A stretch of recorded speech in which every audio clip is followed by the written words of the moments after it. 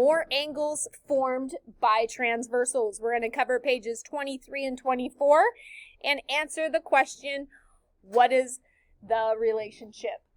So suppose that angle A in the diagram at right measures 48 degrees. Use what you know about angle pair relationships to determine the measure of angle B. Okay? Because these two lines are parallel, A and B, if we trace them with our tracing paper and we rotated it and translated it down, they would be congruent, meaning equal, meaning they have the same measure. So if A is 48 degrees, then angle B is going to be equal to 48 degrees. Part B says Julia is still having trouble seeing the angle pair relationships clearly in this diagram. Her teammate, Alethea, explains, when I translate angle A along the transversal, I notice its image and angle B are a pair of vertical angles. That way, I know that angle A and angle B must be congruent.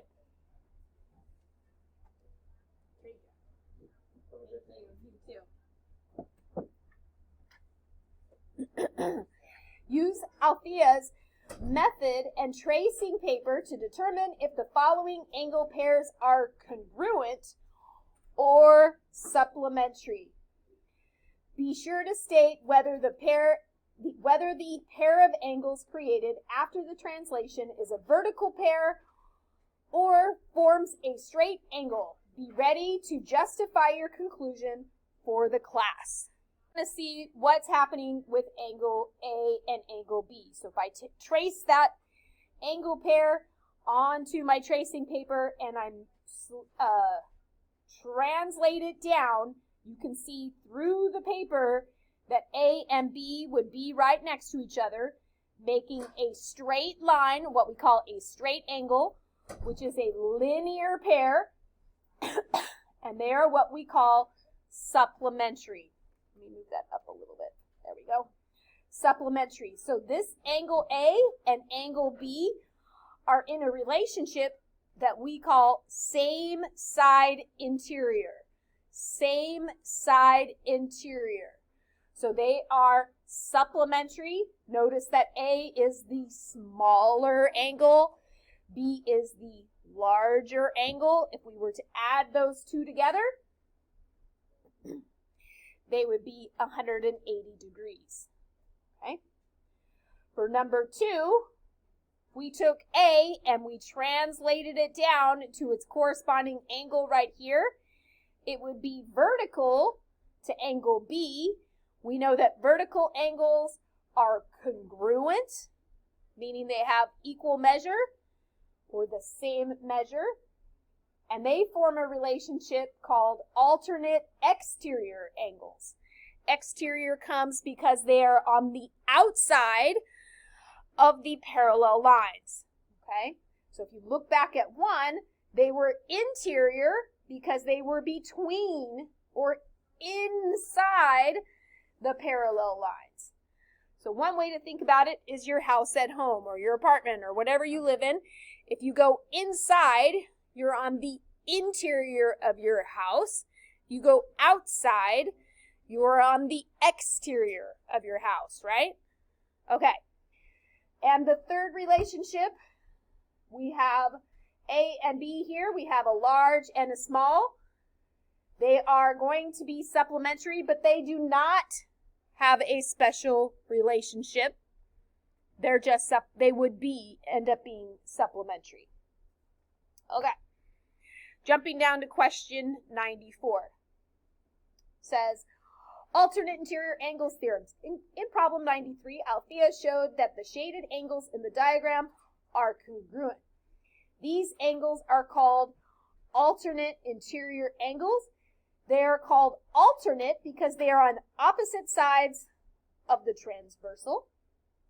So if you look back at number 2, here's the transversal. A is on the right side, B is on the left side. So they're on alternate sides. They're also exterior because they are on the outside of the two parallel lines. Okay. Part A, or question A, says, is there another pair of alternate interior angles in this diagram? Okay. Yes, the answer is yes, and they want to know which ones. So we've got angle DCF. So here's D, here's C, here's F. So it's this one right here that's not highlighted, not marked, okay? And angle CFE, same thing over here, also not highlighted. They are interior and they're on alternate sides. So the one that's highlighted here and the one that's highlighted here, those are alternate interior, and the one that's not highlighted and the one that's not highlighted are also alternate interior angles. Okay? Part B, think about the relationship between the measures of alternate interior angles. If the lines are parallel, are they always congruent? Or are they always supplementary? Complete the conjecture. If lines crossed by a transversal are parallel, then the alternate interior angles are always going to be congruent.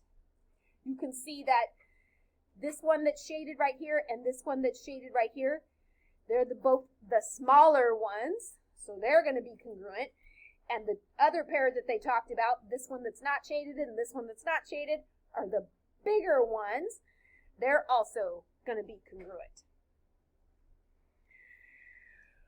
Question C says, instead of writing conditional statements, Roxy likes to write arrow diagrams to express her conjectures.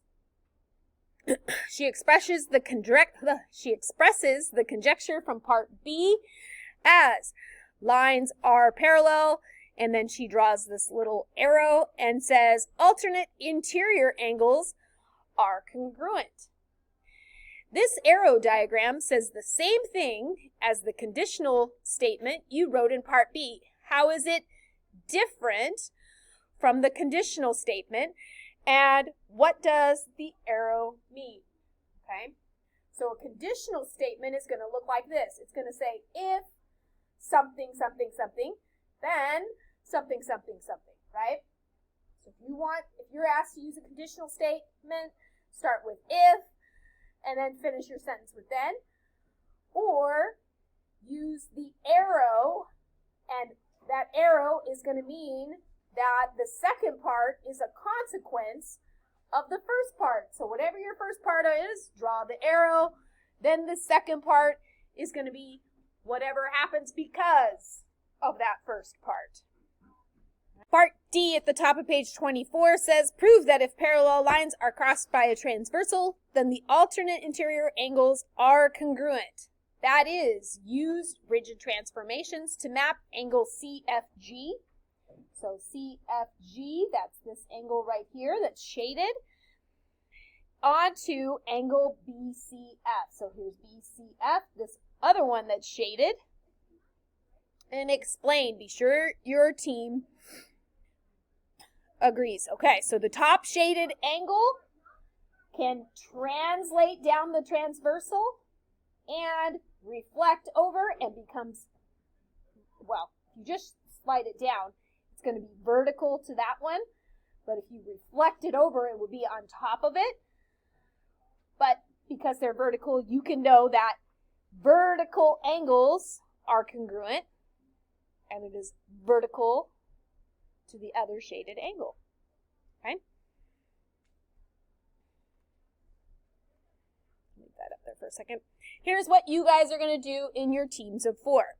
Okay, so there's one more relationship, and it's titled same side interior angles. Look at the name carefully. The name says same side interior angles.